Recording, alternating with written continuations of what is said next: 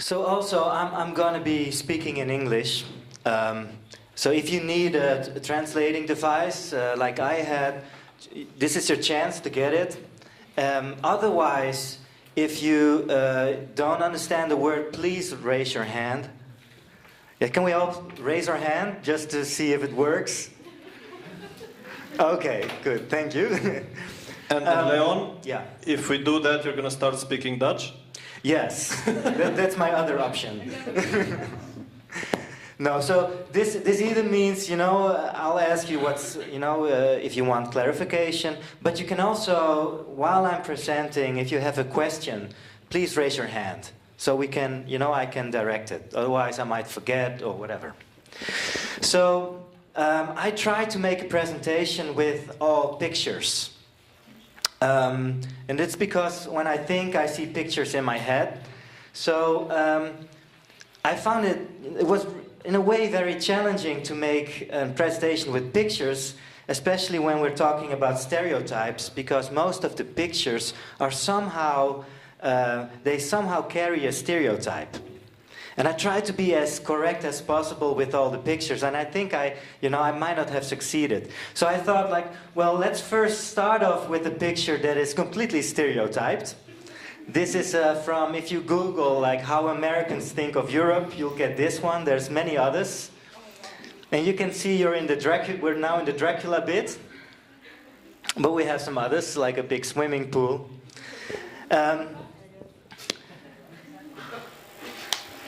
So I'm going to talk a little bit about the work I do in the Netherlands.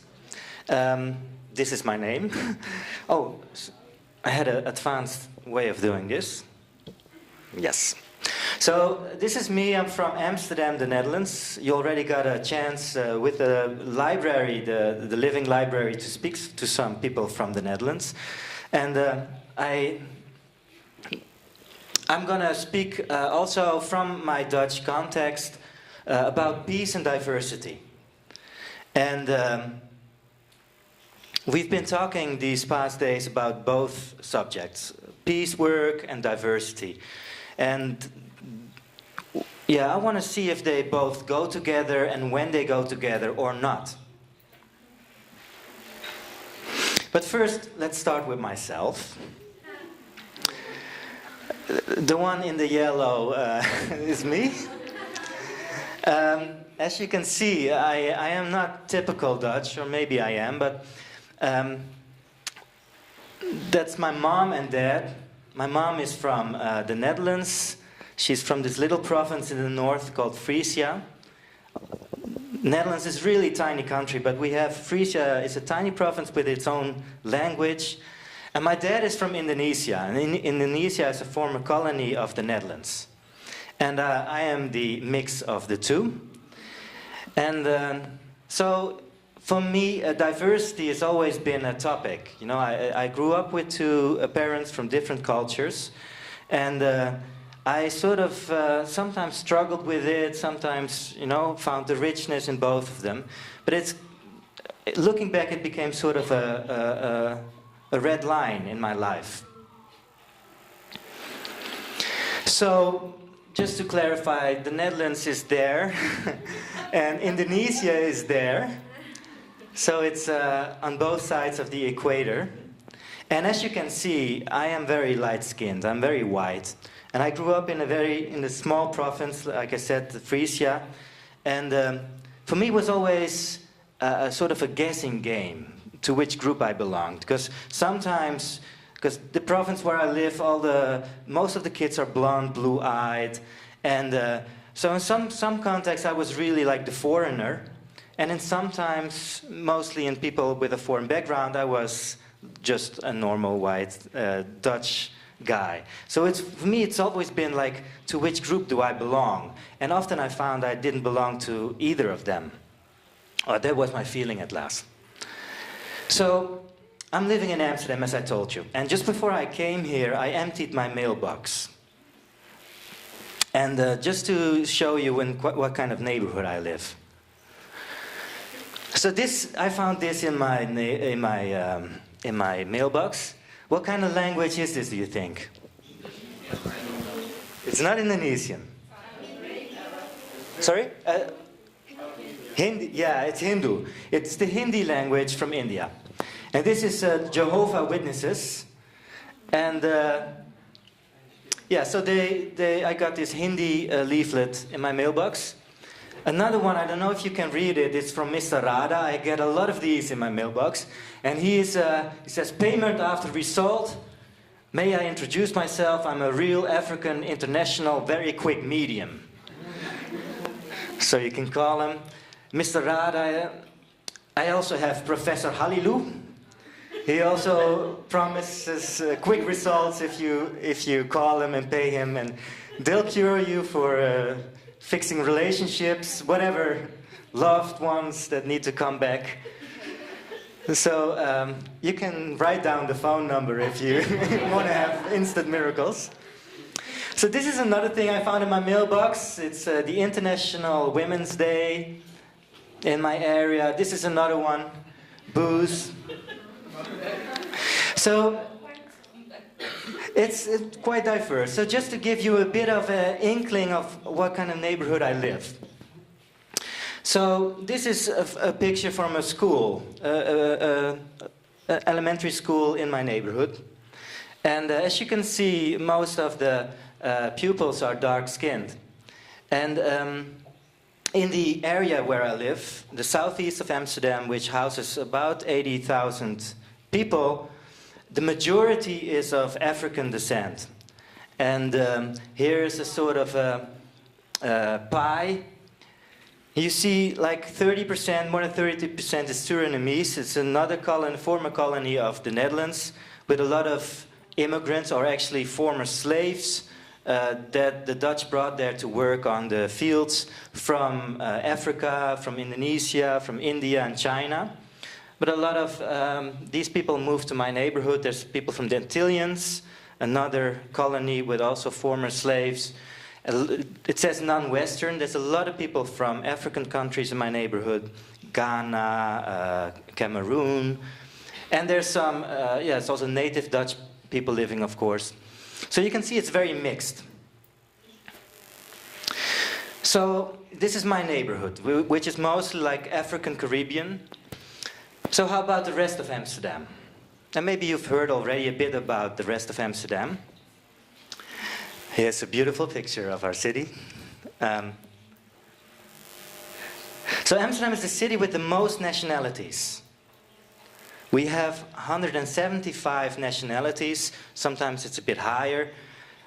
So people with nationality, I mean people with a passport of Romania or Estonia. So 175 nationalities living in our city. And every year we have a World Championship football with all the different nationalities from within the city playing against each other. Here you see some of these nationalities coming, and they're mostly from, like I said, Indonesia, former colony, Suriname, which is in South America, but also a lot of people from Morocco, Somalia, from Turkey, Iraq, Iran, and now also Afghanistan, from all over the place, going to the Netherlands and also to Amsterdam. So in Amsterdam, how is the diversity? And I'm now talking about cultural or more ethnic diversity.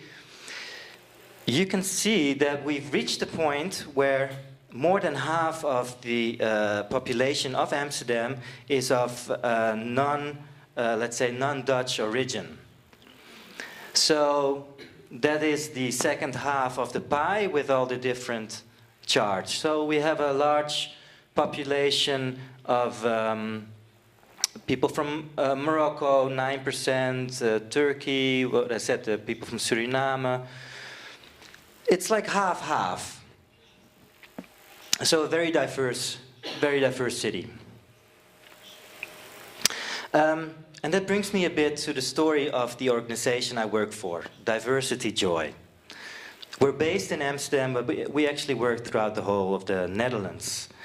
And I think our story is also one of diversity, because we started in 2007 with our work in the Netherlands. And this work we do, we've been taught by people from South Africa, and actually they're from the organization on the top called Papama. And if you speak Zulu, Papama means wake up, awaken yourself. So Papama did this work and I'll tell more about it, did this work in South Africa, and my colleague Tom, he came in touch with the work in South Africa and he brought it to the Netherlands with help of this guy here, Jabu Mashinini. He came many times from South Africa to the Netherlands to train us. And here you see some new trainers. So you could say actually that our organization got started with kind of a reverse developmental help. If we're talking about stereotypes like we did today, we often have the picture that the North is helping the South. And that's always this one-way direction of helping. The Northwest helping the rest of the world. And in this case, it's turned around. Because I also believe we have a lot to learn from the South. Something of the origin of the work. Who knows what it is?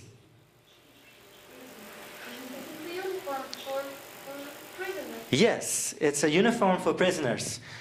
And these are the uniforms they wear in South African prisons. And I've been with Papama also in these prisons in South Africa, learning this training program. And the program we learned from Papama is a program that started in prisons. And they started actually in the United States. And it was started by prisoners that wanted to break the cycle of violence. And the program that they thought of, it's called AVP, Alternatives to Violence, was so successful that it spread out outside the prisons and went into neighborhoods, schools, etc., etc.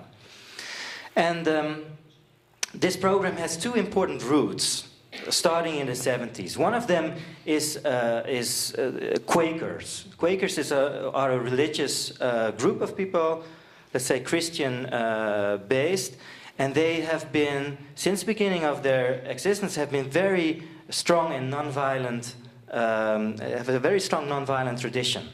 So they always fought for the liberty of slaves, and so that's one input. Another important input for this training was the civil rights movement. And here you see a picture from the 60s, I think it's Alabama, but I'm not sure, where you see how the nonviolent resistance by the blacks in the south of America was met with a lot of violence by police. So they had a lot of experience with nonviolent action, and they helped the Quakers to set up this program, which I'm also doing today here. So it has a long tradition. So, like I said, my colleague came in touch with this program in South Africa. He was on a sabbatical, and by coincidence he got into touch with this program. And so he had no plans to bring this program to the Netherlands. But things were going on in the Netherlands. So, like I showed you, we have a lot of immigration. And in around 2000, some intellectuals already said, like, hey, our multicultural society is actually a drama. It failed. We haven't succeeded in taking up these immigrants in a good way. It's not going well. So these were the first signs. Then, of course, we got 9/11. That was 2001. Remember the planes in the Twin Towers in the States? So this also brought tension in our society, because we have a lot of people with a Muslim background. And then in 2004 in Amsterdam, Van Gogh, he's family of the famous painter, and he was a journalist, very outspoken journalist. He got murdered by a Muslim extremist. So this brought a lot of tension between the Muslim population and you could say the rest of society in our society. And this was also the start of Diversity Joy. We thought, like, okay, now we need to also bring this line of work to the Netherlands. Are you with me so far? Okay, good. So since 2007, we've been trying to bridge diversity. So trying to bring all this diversity together and to see if we can turn around this multicultural drama, like some people had said. Here you see a picture of, we have like white schools and black schools.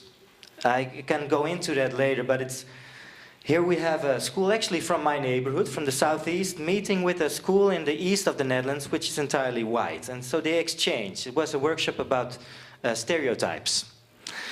I'll just show you some pictures and maybe later I'll go into them. But you just see some pictures. And it's not only about black and white, sometimes it's also about old and young. These are the schools we train, often with youth with different problems or problematic backgrounds.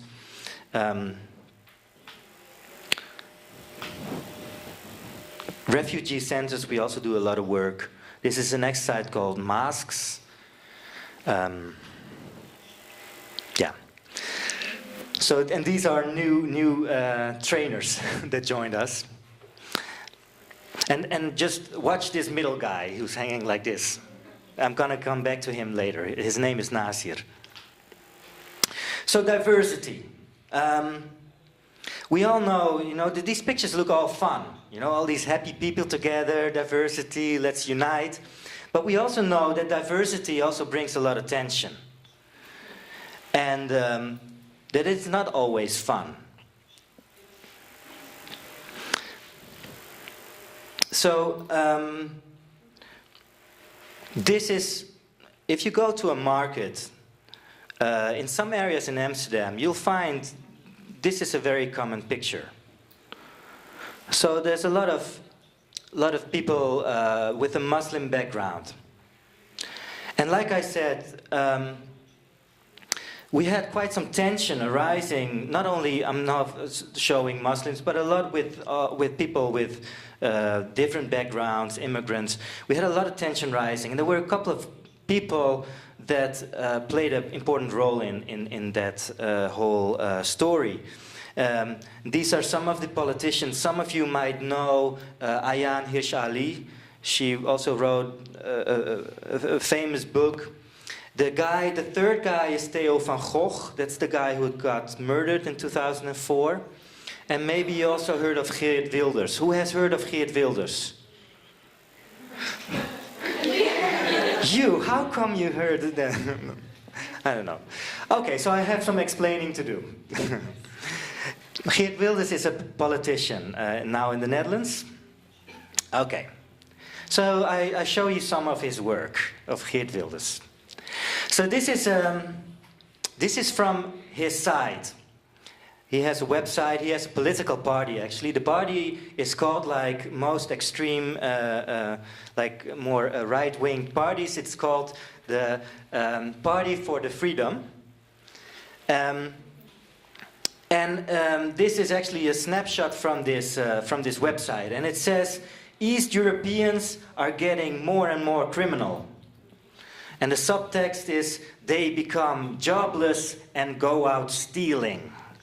And then it says, people from Poland, Bulgarians, and people from Romania, and blah, blah, blah. It's about people from East Europe, but especially people from Bulgaria, Romania, and Poland, who lose their job and go out stealing. And what he did, he made a sort of meldpunt. A petition site. Thank you, Anka. Anka, her Dutch is great. He made a petition site. So people could, when they felt they had like trouble with people from Eastern Europe, they could go to the site and complain, leave their complaint. And there were like 40,000 complaints on this site. One question. Yeah. Were these complaints all in the same day, or were they gathered? They were gathered in the year 2012. Yes. Throughout the whole year? Yes, throughout the whole year.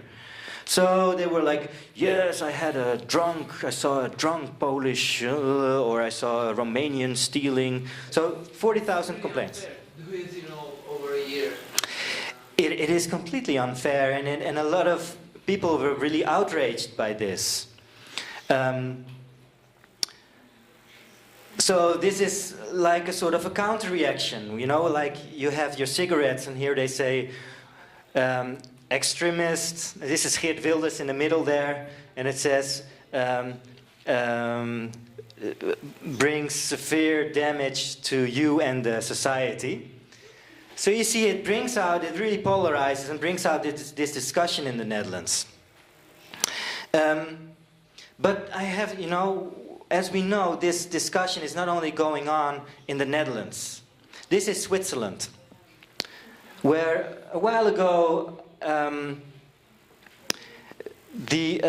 also I think, what is it called? The Party for, I also think something with freedom. They had something with kicking out foreigners, migrants that you know have done some criminal activities or whatever. But the image speaks for itself. Britain also has its right-wing party. This is what country? Italy, Lega Nord. And this country? What is this? Austria. And it says, our country for our children. And this is from Norway, where they had this advertisement saying the perpetrator is of foreign origin. Yeah? I was curious, in the Netherlands, how much does this right party have supporters? Because I was hearing that in the last years they actually were increasing in terms of popularity. Yes, they are. They are on the rise. Do you know the figures? 20 to 30%, yeah. And it goes in a lot of countries like these, you know, like a decade ago, all these parties were on the fringes. They were very small, but you see them growing. The same in the Netherlands. So, stereotypes and labels. This poses the question, like, why is diversity so difficult? Why do we have all these parties standing up and wanting to kick out the black sheeps? Well, as we know, diversity comes with differences. That's why it's called diversity. It comes with differences in how we regard men and women. It comes with differences how we regard relationships, what is normal. It comes with different food traditions. It comes with different mentalities towards work. And it comes with different religions. And much more, of course. And when we're confronted with all these differences, you know, we might feel like this, or like this, or this, or this. Or we might feel scared. And some of us think like, that's nice, diversity. So the question is, with integration, with these migrants coming to our country, is we want them to integrate. And who knows what this lady is eating? I would say pork. No pork, not pork, not pork. Fish. It's fish. And what kind of fish? It's herring. Herring. And we often in the Netherlands we say that foreigners have strange eating behaviors. Well, this is a Dutch tradition where we eat raw fish, raw herring, and we just shove it down our throat. And so when we talk about integration, we can talk about integrating who into what. Do we want people coming into our country? Let's go back one. Do we want people in our country to become just like us? You know, maybe they have a bit of a different color, but they're basically the same as us. Or can we accept that people coming into our countries have different ways of doing, different ways of being, and maybe also look in the mirror of ourselves. So what we often see with debates around integration is that we're actually looking for assimilation. We just want people to behave the way we do. And we don't want them to question our belief system. So it's fine to say, like, Muslims, you know, they're oppressed. But we don't want to look at our own traditions. And then we say, like, no, that's not oppression, that's devotion. That these people are holy, and so we don't want that. And as soon as this debate starts, also that we have to look in our own mirror, we say, no, stop. This is not okay. No change. We want you to change, but I'm not going to change here. Yeah, this is kind of I wasn't sure about this picture, but what you see happening in the Netherlands is a bit of like the picture above. With all these different groups coming in, you see that people tend to bond within their own group. And so this thing is happening here. So people stick to their own group. Moroccans with Moroccans, Turkish with Turkish, people from Suriname with Suriname. It's very little mixture, like here. And you could actually say, well, what's wrong with that? You know, if the Turkish want to live with the Turkish in a neighborhood, fine, Moroccan neighborhood, I live in an African neighborhood. What's wrong with that? What's wrong with separating? Why do we actually need diversity? Maybe could also say, why not kick out all the Moroccans back to Morocco, maybe all the Hungarians back to Hungary. Let's find a new country for the Roma. You know, let's get rid of them. So let's say we say, you know, let's kick out. Like in my country, there's a lot of debate around the Moroccans. Let's kick them out. Back to Morocco. We say also Jews, you know, you have your own country, go to Israel. Romas, like I said, we'll find a new country for you. Just like in Israel, just go away. Muslims, trouble. You know, you go to a Muslim country. Gays, go somewhere, I don't know where, but away with them.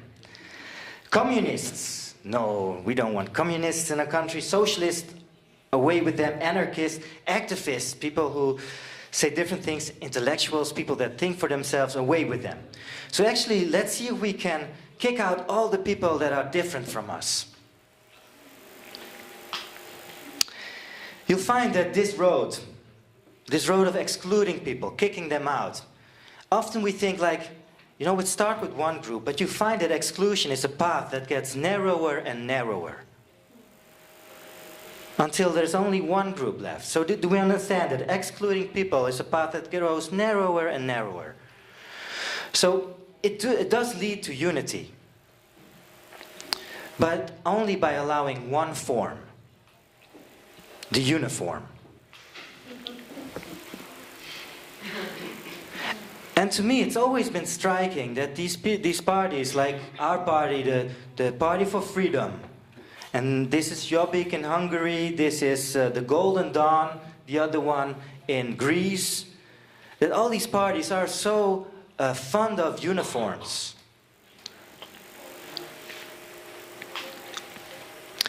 I think there's also a different possibility. Who knows the out of Africa theory?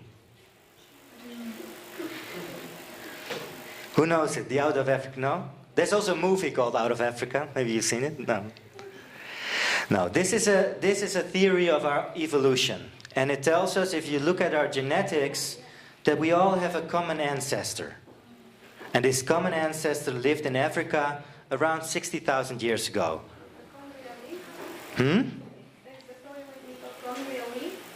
Of? Yes, of mitochondrial part of the DNA in the mitochondrial. It's the maternal line. So we all have a common ancestor.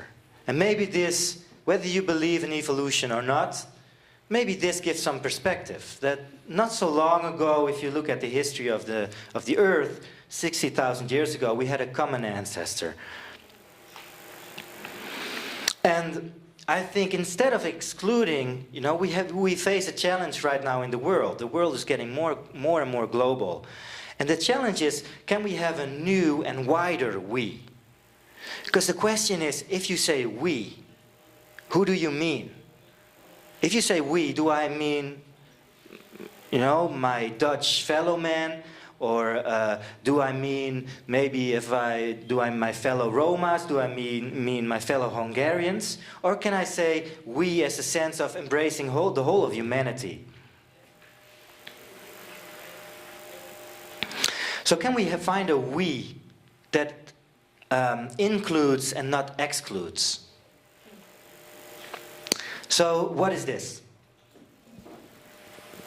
It's an Eskimo trying to get into his eagle. It's an Eskimo. Or an Indian, yeah? Who sees something else? The head of a statue. Hand of a statue, okay. Who sees something else? Am I the only one who sees a face?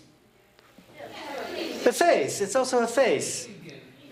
Indian face, oh that's what you meant, sorry, an Indian face. So, this is a bit like diversity. The challenge with diversity is that we have multiple perspectives. There's more ways of seeing into things. We can't say, this is an Eskimo, and if you don't agree, go away. We have to accept that maybe some people think it's an Eskimo, some people think it's an Indian, and maybe some people think it's nothing at all. And that's also okay. An Indian whose face looks like an Eskimo. It's an Indian, that's also okay. So the question is, dealing with diversity, you know, it sounds nice, this is the wider we, but are we able to tolerate these uncertainties that come with it? Are we able to tolerate multiple perspectives? So it's not right or wrong, but there's a lot of gray, different ways of doing things. And are we ready to go into, dialogue? I have to speed up. To question, to accept, okay, this is not, I'm gonna skip a bit.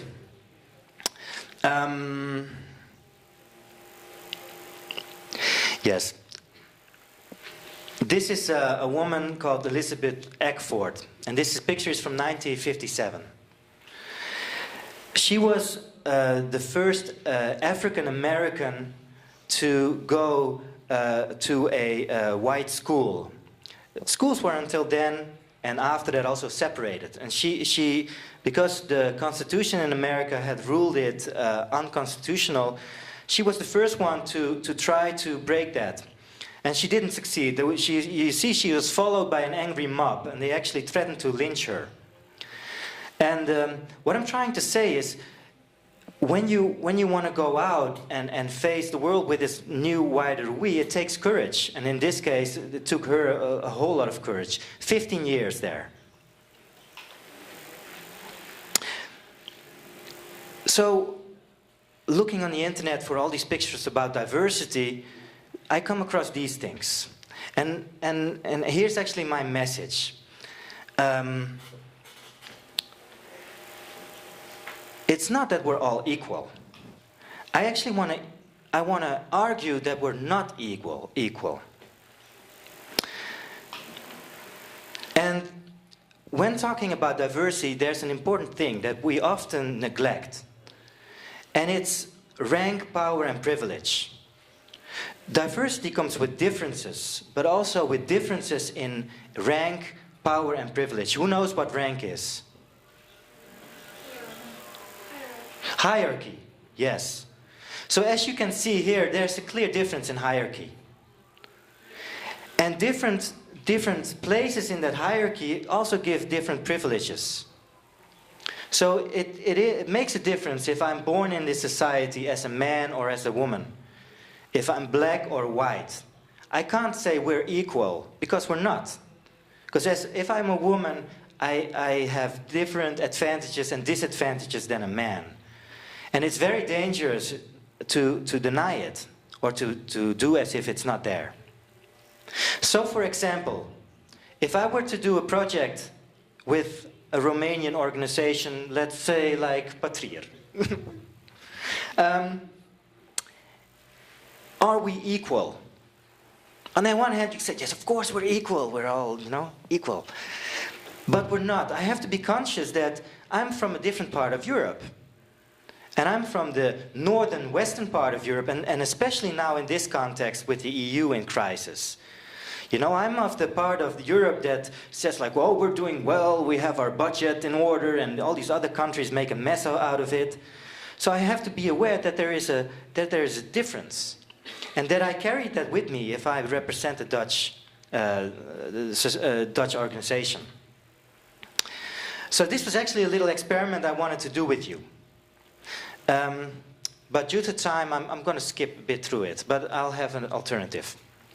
So I wanted you to ask to stand up if you ever feel like you had less rank and power and privileges because of your gender. Okay.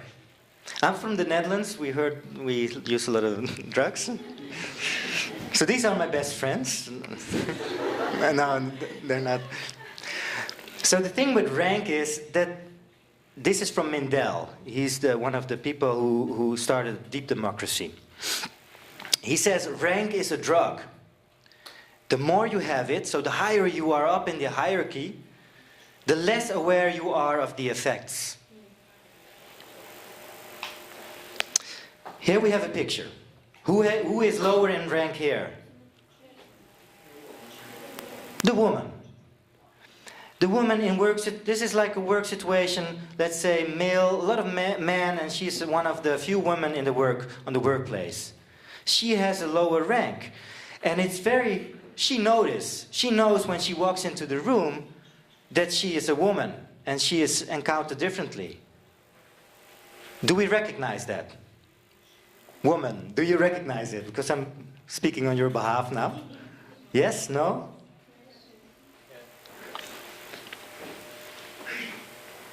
Here's another one. If you're a Muslim in let's say, a Christian society, what is your rank? It's lower. So, if I go back also to this picture, men, they might say, why is this woman doing so difficult? What is up with her? But the woman, going into a meeting with all men, she feels that she has something to prove, maybe, or has to work a little bit harder. But for people in power, higher up the hierarchy, they don't feel it. The same with people saying, like, why are these Muslim women doing so difficult? Well, from their perspective, it's quite different. The same goes for if you're disabled. If you look to the world from a disabled perspective, suddenly it's different. And I, as an able person, I have no clue what they're going through. How it might be in school when everybody talks about sports, or when they're going to gym, or talking about all kinds. I have no clue how it is, because I'm higher in rank. I'm fine. But for people with a disability, it's quite a thing. They know. And if you have a Muslim background and you're going on a job interview, you know that you have something to prove. And like the speaker yesterday, if you have a name that is not Western, you know that you have something to explain. And for people who are in the West, they have never had this experience, so they're kind of not aware of it. Or here, for example.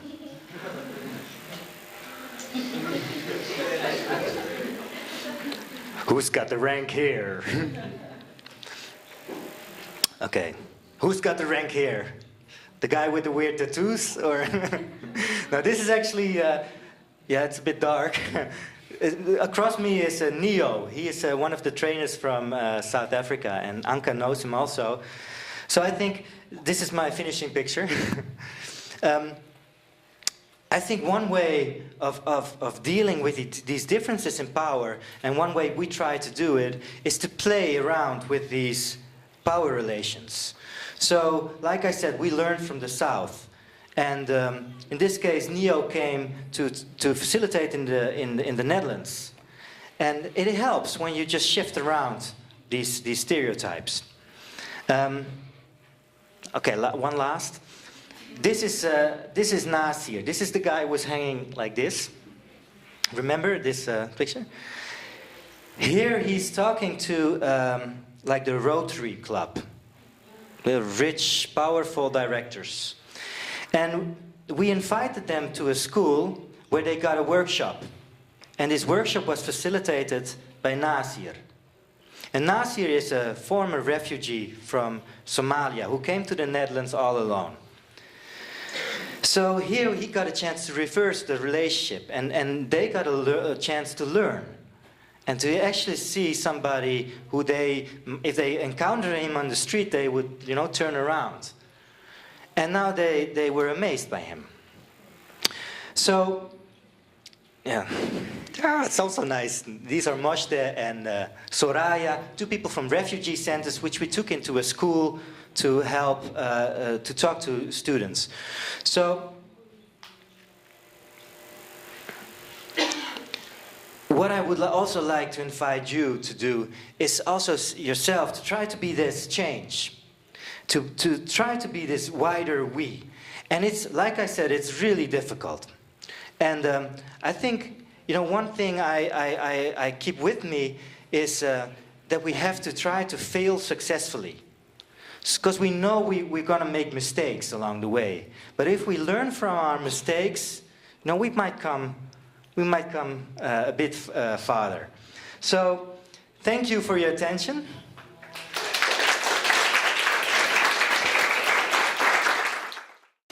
Very, very interesting presentation.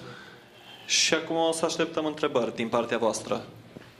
Hi, you were talking earlier about religion and backgrounds and the Muslim applicant who would have been discriminated, but do you have to write down religion and, I don't know, paste a picture in your application if you want to go for a job?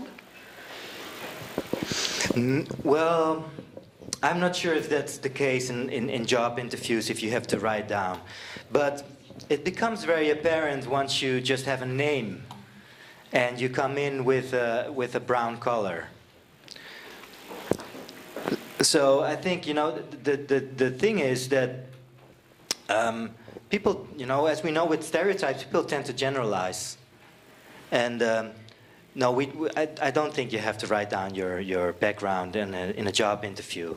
But people do notice it when you walk into the room. Just remember one example. Last year, Pedro Castaneros told us that when the Roma from Barcelona, from a certain neighborhood, wrote down their CV, they had to fill in their address. And in that area where the Roma live, all of the countries were named by names of different planets. So if you lived on Saturn Street, on Venus Street, or Mercury Street, they knew. You didn't have to explain. They just knew by the address.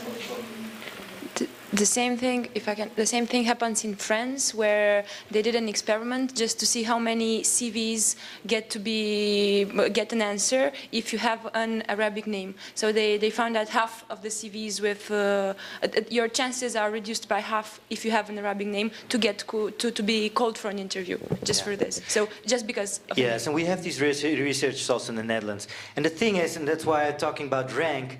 People say, like, what are they complaining? We give everybody an equal chance.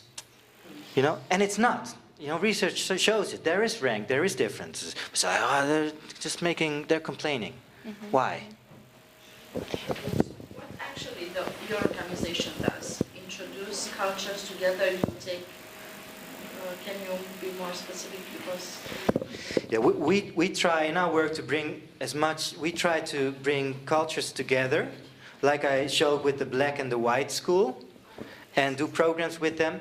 But actually, what we also try to do is to educate and to train change makers, you could call them. People who are like Nasir, you know, who can bridge different cultures and carry on the work. Because I feel, because this work is so it requires a lot of courage, there's some kind of people just have it in them just to cross. Nasir is a beautiful example of somebody who can easily talk to these people from the Rotary Club. And he makes them understand. And I think guys like him are worth gold. They're worth their weight in gold. So we try to, if we see these young people, we try to say, hey, and we train them to become trainers. And Nasir is now a trainer with us, and he trains at different places. Yeah. I would have another question. You mentioned something about schools for black people and for white people. Can you give us more information? To me, it sounds really strange. Yeah, that would sound really strange, like, why do we have black and white people? I showed you the picture of 1957 of this woman who was being... Well, what happens actually, let's say in a neighborhood like mine, you have kids with a lot of immigrant backgrounds going to school. Well, what happens is that people in the Netherlands have a free choice of school. And here's the dilemma. So often schools with a lot of kids from immigrant backgrounds, they do worse in their results. Because a lot of the kids don't speak the Dutch language as well, because their parents don't speak Dutch as well. So they have a learning lag. So if I'm a white Dutch parent, I'm faced with a dilemma. Am I going to send my kid to this school knowing that the education he or she gets is a little bit worse, not so good, quality? Well, what a lot of parents do is they send their kid to another school, which has good education. And so there's a sort of a self-selection process. Yeah, it's very sad. Thank you, Leon. Last question for today, because you can approach Leon during tomorrow as well. I wanted to ask you, how do you get like people from, I don't know, like Rotary Club to come to your events or trainings? Because I think this is like the most difficult to approach.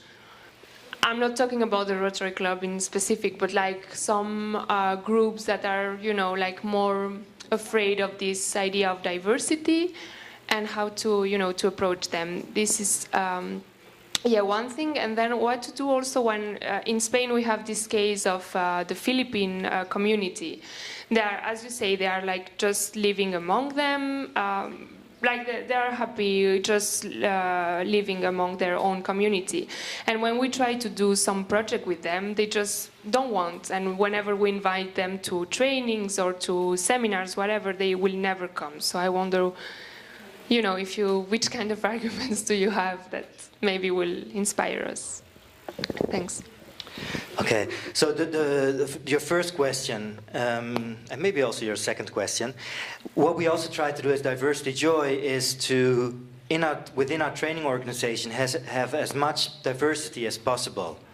So not only ethnic background, but also ability, sexual preference, age. So it's also easier for us to connect to people. For example, Tom, my colleague, he's a former director of a big bank in the Netherlands, so he's quite up in the world of the Rotary. And I have a different background. And so we can play a bit with these dualities. And I think this is also important for our own credibility in dealing with diversity, that we also show that we as a team, we're diverse, and we can reach people in that way. I think with these closed communities, because we have the same problem in the Netherlands, you can't push the river, you know, that flows by itself. So I feel you find people that are happy to align with your mission. But I feel you can't push people there. You can seduce them, but I'm sure you do already. And I think it's just one of these facts of living in a multicultural society that these things happen. And sometimes you also, you know, there's sometimes also a value of people first coming together in their own community and finding the strength, and maybe later they feel ready to come out. But it's one of these things. I know I have a lot of these things. Like if you train Muslim women, should we go there with an all women team or not? Well, all these dilemmas. They're part of the questioning. Good. Small comment. I was kind of off base on my percentages. But I just Googled it, and so right now the Freedom Party in the Netherlands is at around 22 seats of 150 seats in total. So that's less than 20%, but it does make it the second or third, kind of shared with another party, second or third most popular party in the country. So it is very significant in that sense.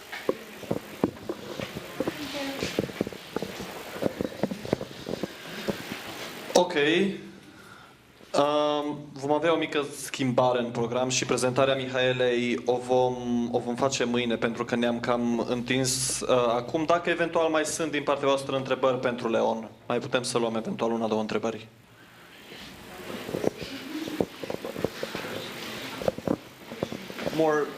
A couple more questions.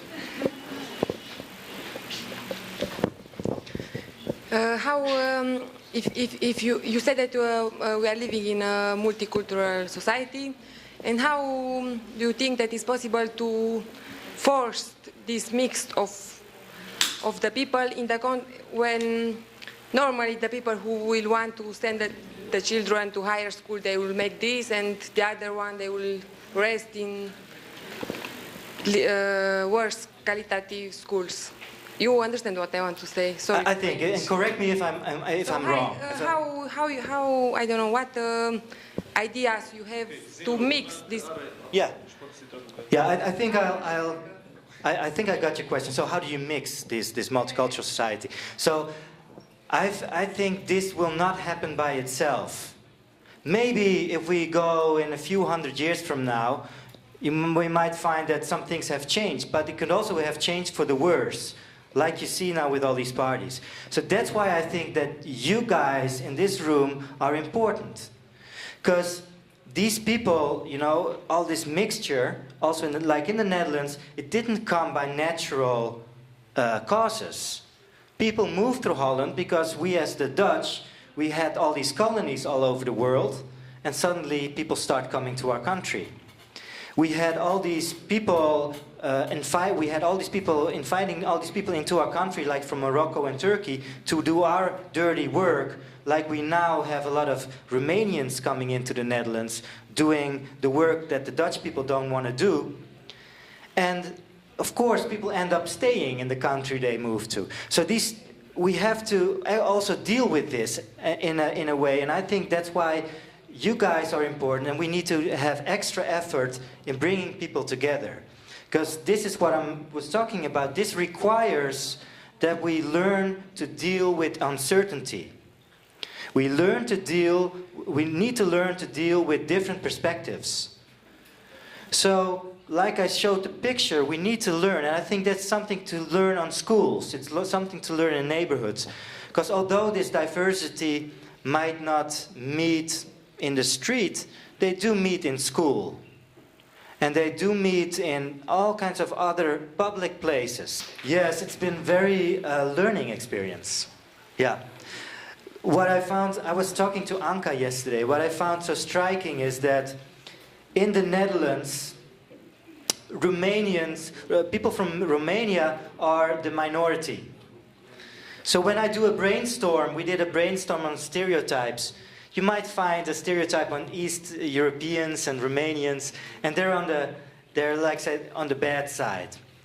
And what was so refreshing for me to come here is that here you have just the same stereotypes, but only different labels for the stereotypes.